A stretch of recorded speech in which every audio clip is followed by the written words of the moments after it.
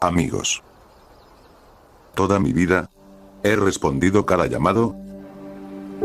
Al honor, al deber, a la guerra.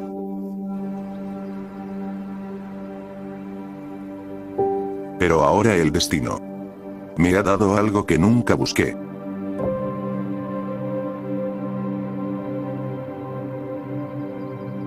Un hijo.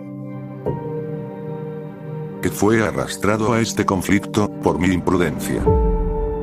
Proporciónenme la fuerza de las realidades